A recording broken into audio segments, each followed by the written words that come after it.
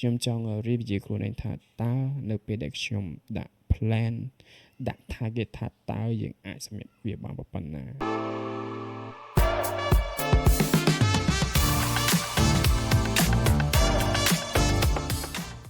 អូខេសួស្តីបងប្អូនទាំងអស់គ្នារីករាយជាមួយនឹង podcast day 7មកថាវីដេអូទី7ថ្ងៃទី19ជាក់ស្ដែងខ្ញុំ commit ឬក៏យើងតាំងចិត្តថាយើងនឹងធ្វើវីដេអូជារៀងរាល់ថ្ងៃក៏ប៉ុន្តែដោយសារតែមួយរយៈនេះគឺខ្ញុំរវល់ខ្លាំងតេតងទៅនឹងការងារផងតេតងទៅនឹងជាមួយនឹងគ្រួសារផងដែលយើងមានកាតព្វកិច្ចត្រូវតែជូនពួកគាត់ទៅធ្វើកឋិនគ្រប់ទីកន្លែងនៅពេលដែលសៅរ៍អាទិត្យខ្ញុំឈប់សម្រាកជាក់ស្ដែងសកម្មភាពទាំងអស់នេះបូករួមជាមួយនឹងការងារគឺយើងរវល់កាន់តែខ្លាំងផង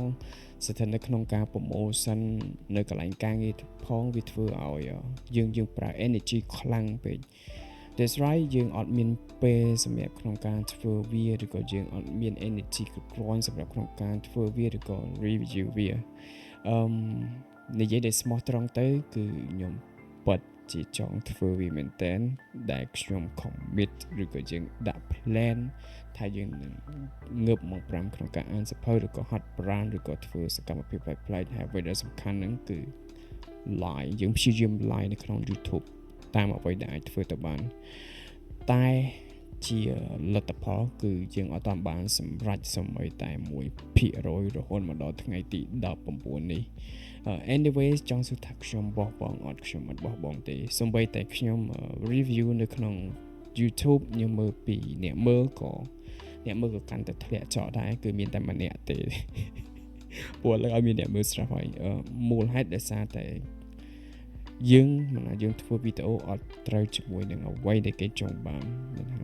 ជាក់ស្ដែងអត់មានគេចង់ដឹងពីសកម្មភាពរបស់យើងទេតែនេះគឺជាអ្វីដែលខ្ញុំចង់ធ្វើខ្លួនវាខ្ញុំចង់ review ខ្លួនឯងថាតើនៅពេលដែលខ្ញុំដាក់ plan ដាក់ target ថាតើយើងអាចសម្រេចវាបានប៉ុណ្ណានេះខ្ញុំគ្រាន់តែធ្វើវាលេងយើងធ្វើវាលេងនិយាយពីសកម្មភាពរបស់យើងនិយាយពី plan របស់យើងថាយើងអាច improve វាដល់ណាឬក៏មកធ្វើវាកាន់តែប្រសើរពីមួយថ្ងៃទៅមួយថ្ងៃឬក៏មិនដែរជាក់ស្ដែងមែនតើខ្ញុំពិតជាចង់ live YouTube ជជែកលេងជាមួយនឹង viewer មែនតើហើយឥឡូវហ្នឹងគឺយើងអត់មានពេលគ្រប់គ្រាន់ក្នុងការធ្វើវាទេដោយសារតែយើងដូចអ្វីដែលខ្ញុំនិយាយនៅខាងលើអញ្ចឹងគឺទី1គឺ energy ក្នុងការធ្វើវាហ្នឹងហើយបើសិនជាយើងធ្វើការហត់យើងមក back តែផ្ទះវិញយើងចង់តែសម្រាប់ដើម្បីបំពន់កម្លាំងឬក៏បំពេញខួរក្បាលរបស់យើងអាចកាន់តែល្អប្រសើរវិញដើម្បីទៅដល់កន្លែងធ្វើការយើងដោះស្រាយបញ្ហាយើងធ្វើវាអូខេវីដេអូនេះខ្ញុំមិនមានអីនិយាយច្រើនទេគ្រាន់ថារហូតមកដល់ឥឡូវថ្ងៃទី19គឺយើងអត់បានធ្វើជាដុំកំភួនទេសូម្បីតែវីដេអូក្នុងការធ្វើហ្នឹងក៏អត់បានធ្វើជាប់ល្អដែរយើងមិនបានអនុវត្តទៅតាមគម្រោងរបស់យើងទៅពិតមែនក៏ប៉ុន្តែសូម្បីតែវីដេអូក៏បានចំណងដែរអញ្ចឹងចាប់ពីថ្ងៃនេះតទៅខ្ញុំ commit ថាទោះមិនបានអនុវត្តទៅតាមការវិភាគដែលខ្ញុំបានច្រាញក៏ត្រូវតែចេញជាវីដេអូតិចតួចក្នុងការផុសនៅក្នុង YouTube ដែរអូខេហើយវីដេអូនេះខ្ញុំព្យាយាមផុសនៅក្នុង YouTube ជារៀងរាល់ថ្ងៃខ្ញុំផុសនេះខ្ញុំអត់ចង់ឲ្យខ្ញុំមិនអត់ចង់ឲ្យទេមានន័យថាខ្ញុំអត់រំពឹងថាមានអ្នកមើលច្រើនទេរាល់វីដេអូដែលខ្ញុំ review ពីសកម្មភាពប្រចាំថ្ងៃខ្ញុំអត់រំពឹងថាមានអ្នកមើលច្រើនទេគ្រាន់ថាខ្ញុំ review ពីខ្លួនឯងខ្ញុំចង់ដឹងខ្លួនឯងថាតើយើងបន្ទាប់ពីយើងដាក់ plan ថាតើយើងអាចសម្រេចវាបានប៉ុណ្ណាតែប៉ុណ្្នឹងទេហើយបើមានអ្នកមើលឬក៏មិនមានអាហ្នឹង is up to them ហើយយើងនឹងព្យាយាមផុសនៅក្នុង reel ទៅនឹងការ review music review អ្វីដែលជាលក្ខណៈ funny បន្ថែមទៀតហើយបុកផ្សំជាមួយនឹងរឿងនឹងផងដែរខ្ញុំនឹងព្យាយាមរកប្រធានបទឬក៏រកអីយកមកនិយាយអំឡុងពេលហ្នឹងខ្ញុំចេះតែហូរនៅ content អីផ្លែៗនេះគាត់ថាពេលខ្លះយើងម្នាក់ឯងយើងអាចធ្វើអីបានគ្រប់ជ្រុងជ្រោយតេតងទៅនឹងពេលវេលាហើយនឹងស្ថានភាពជាក់ស្ដែងដូចឥឡូវហ្នឹងម៉ោង 9:40ជាង 7:10 ហើយអូ អូខេវា waste time មែនតើវា waste time មែនតើសម្រាប់ខ្ញុំអូខេពីខ្ញុំទៅគឺមានតែប៉ុណ្្នឹងហើយសរុបសេចក្តីឡើងវិញស្អែកឡើងគឺយើងចូលធ្វើការធម្មតាហើយថ្ងៃនេះគឺខ្ញុំដើរបាន2វត្តដែរកាលថ្ងៃសៅរ៍កម្រងទៅដើរ2វត្តក៏ប៉ុន្តែអត់មានកថាណាក៏ធ្វើថ្ងៃសៅរ៍វាពីច្រើនសៅរ៍អាទិត្យពីច្រើនសៅរ៍អាទិត្យហ្នឹងណាសូត្រមុនថ្ងៃសៅរ៍ហែឬក៏ពេលថ្ងៃអាទិត្យអញ្ចឹងទៅ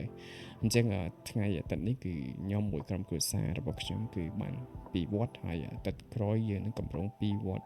ទៀតនិយាយរួមឲ្យតែសៅរ៍អាទិត្យតែបើសម្រាប់ម៉ាក់ប៉ាខ្ញុំគឺគាត់ព្យាយាម full ក្នុងរយៈពេល30ថ្ងៃហ្នឹងតែម្ដងអញ្ចឹងណាអូខេyes ពីខ្ញុំទៅដូចជាអត់មានអីត្រូវនិយាយច្រើនទេក្នុងការចែករំលែកពីសកម្មភាពគាត់ថាយើងគ្រាន់តែងើបម៉ោង5ធម្មតាយើងងើបម៉ោង6ហើយយើងគេអាប់យើងរៀបចំយើងចាប់ចែងយើងថតយើងអត់ថតទេយើងអត់ថតទេគឺយើងគ្រាន់តែទៅដើរហៅវត្តស្វែងរកវត្តទាំងហែកឋិនហើយចេញពីវត្តមួយទៅវត្តមួយទៀតវេទៅវត្តមួយទៀតហើយចេញពីវត្តមួយក៏មានអារម្មណ៍ថាអស់កម្លាំងម៉ោង2បានបាយហើយ2មកដល់ផ្ទះវិញម៉ោង3ហើយដេកដល់ម៉ោង5ងើបមកវិញជូនគ្រូសាទៅទិញម្ហូបទិញអីញ៉ាំអីមកដល់ឥឡូវធ្វើវីដេអូយល់សកម្មភាពវាមានប៉ុណ្ណឹងហើយអ្វីដែលសំខាន់ហ្នឹងអ្វីដែលខ្ញុំចាប់អារម្មណ៍នៅក្នុងឆ្នាំនេះនៅពេលដែលខ្ញុំវេកឋិនគឺខ្ញុំភឺខ្លាំងមែនទែនអូខេខ្ញុំភឺមួយម៉ាត់ក្នុងការវេឲ្យតែចាប់ផ្ដើមវេដល់មានអារម្មណ៍ថាភឺខ្លួនហ្មងអញ្ចឹងបន្ទាប់ពីម៉ាក់ប៉ាខ្ញុំគាត់និយាយថាបើសិនជាយើងព្រឺមានថាយើងឌូតអារម្មណ៍យើងបដោតអារម្មណ៍ក្នុងការវេអញ្ចឹងទៅគឺបនហ្នឹងវាបានតែខ្លាំងអូខេខ្ញុំក៏ expect 100% ចឹងដែរអូខេហើយខ្ញុំសង្ឃឹមថាយើងនឹង improve កាន់តែប្រសើរឡើងជាងនឹងទាក់ទងទៅនឹងសេដ្ឋកិច្ចគ្រួសាររបស់ខ្ញុំអូខេវីដេអូគឺមានប៉ុណ្ណឹងអត់មានអីទៀតទេអរគុណច្រើន